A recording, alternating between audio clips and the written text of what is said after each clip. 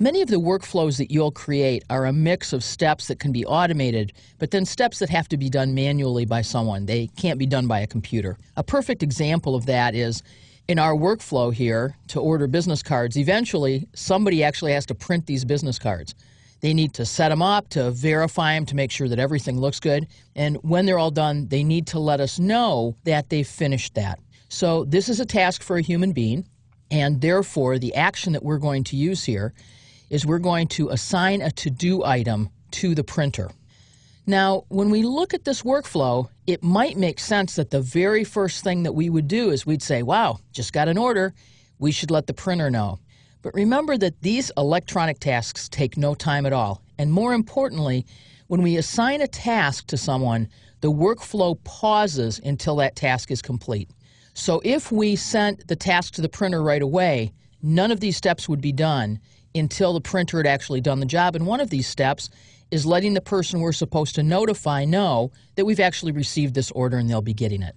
So we want to put this request down in complete printing.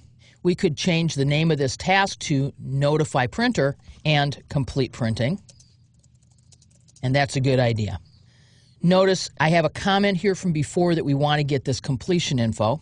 So let's go ahead and assign a to-do item to these specific users.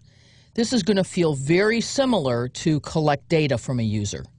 It uses a similar wizard. So we're going to assign a to-do item. We're going to click Next, and it says, what's the to-do item? And we're going to say, print business cards. And the description is, there is a new print order to be completed. And I'm just going to say, finish. So we've assigned print business cards to these users. Now, we'll probably be assigning this either to a group or to an individual person who can decide who out of the printers this gets tasked to. And that depends really in our business on whether all of those printers are responsible for managing their own work and are going online and hooked up to a task list. It's not unusual for some manual processes that there's really only one person who's in charge and they then hand out the work. So you want to determine how the workflow happens in the print department. Or if it's an outside vendor, we probably have one contact. We're going to email them, hey, here's this new print job. Right now, I'm actually going to assign this to myself so that I can make sure that the workflow works, and I'm going to choose OK. So here's the comment. We need to get completion info from the printer, but actually I don't necessarily need that comment anymore. But before I delete it, I'll just leave it there for a second. I'm going to check for errors, save, and publish our workflow. So this will be pretty easy for us to check on because we should get this task right away after all these automatic steps. So let's switch back to our order business cards list in SharePoint. We're going to add a new item, and we're going to print some business cards for Bart Bartlett, who's going to work in the IT department, ordering 250 cards.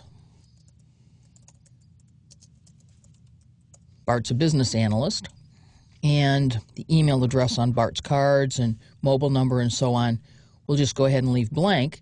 But the email address of the person we're going to notify, and once again, I'll put my own address in right now because we're just testing. And I'm going to go ahead and save. You know, I actually should get rid of this email of person to notify because it makes me think that I want to type here in the notified space. And if it makes me think that, it's probably going to bother my users in the same way too. So I should be typing an email address here and changing this field name perhaps, or not, but not having a tip here that looks really close to this notified field. This isn't the first time I've made this mistake filling out the form. So if I'm having errors, my users are going to have them too. We'll go back and fix that. Now I'm going to click Save, and here's my new item. Order business cards is in progress. We can take a second and look at the workflow, but check it out. Here's the card order for Bart Bartlett on its way in. We have received a card order. We will send an email to when the order has been completed. So this I'm receiving. This is the notify on completion field that's triggering this. That says, here's the estimated ship date. Remember, we calculated that. That looks good. I'm going to say OK. Let's go see what else is happening in this workflow. So the order's been received, and there's been a task assigned. Well, where would this task be? Let's go take a look. 3 different places this task should be. The first place it should be is it should be in SharePoint. So if we go to the tasks list, there's print business cards right here.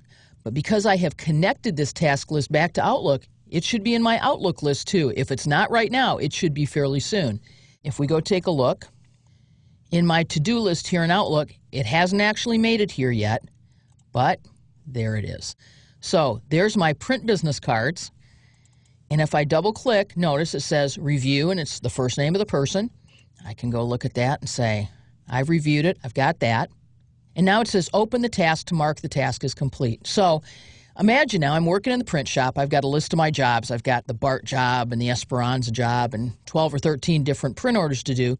But as I mark them off, I can go in and I can say, okay, I can follow up and I can mark this as complete.